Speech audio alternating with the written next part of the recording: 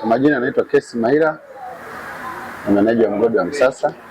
Yaani kauli mbiu yetu ni usalama kwanza, dhahabu baadaye.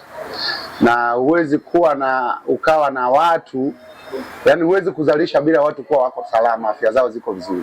Kwa hiyo hilo tunazingatia sana. Tunahakikisha idara yetu ya ukaguzi kwa maana ya Chief Inspector anakagua madwara kila wakati, na kama kuna madwara ambayo yana uhitaji wa marekebisho yanarekebishwa. Yaani lengo ni kwamba watu wafanye shughuli kila wakati wazalishe, kwa sababu ukiwa na afya njema ndio utakuwa na uzalishaji.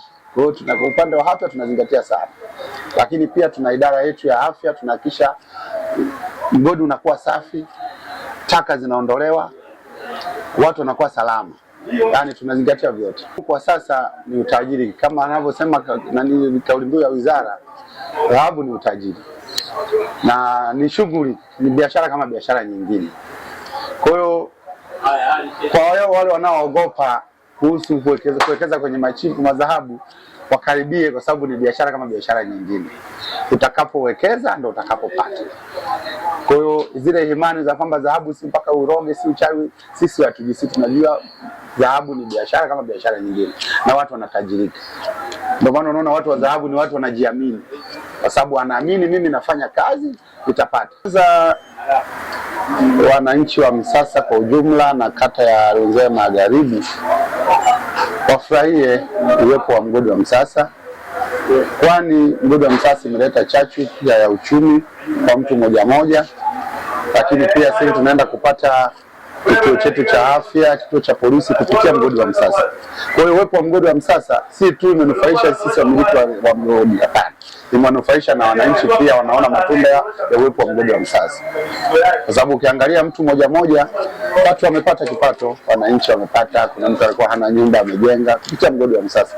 Kwa majina ninaitwa Kennedy Maira, ni mwenyekiti wa idara ya ukaguzi mgodi wa Msasa.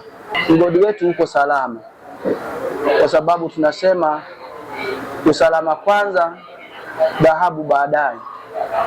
Kauli mbiu hiyo tumeishukulia ya kwamba ni kauli mbiu iliyothabiti sana kwetu tukiwa wachimbaji. Hivyo tunapokuwa tunaangalia usalama katika eneo hili la Msasa, mgodi kwa ujumla, maeneo yetu yote ya madwara, sehemu ambapo tumetoboa mashimo yetu tunayoita madwara, tumezingatia sana usalama wa kiuchimbaji.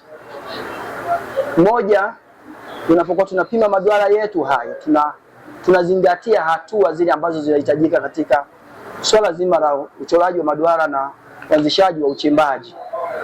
Na baada ya kufanya hivyo, huwa tuna utaratibu sasa wa kuanza kuangalia dwara hili linachimbwaje. Tunapoanza kukata na kutengeneza foundation kwa ajili ya kunyanyua shapo lenyewe, tunafunga kwa kuhakikisha kwamba usalama wa watu wetu uko vizuri.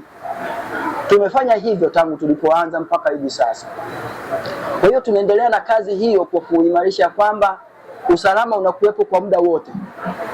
Usalama unakuwepo, na ili uweze kuangalia na kudhibiti usalama wa mgodi, ni lazima uweze kuangalia na kudhibiti ufungaji wa matimba. Kwa tunasema kwamba ni ufungaji wa matimba ndio inayowezesha madwara kukaa katika hali ya usawa, kiasi ambacho hata kama mtu anafanya kazi yake anakuwa na uhakika na kile ambacho anakifanya.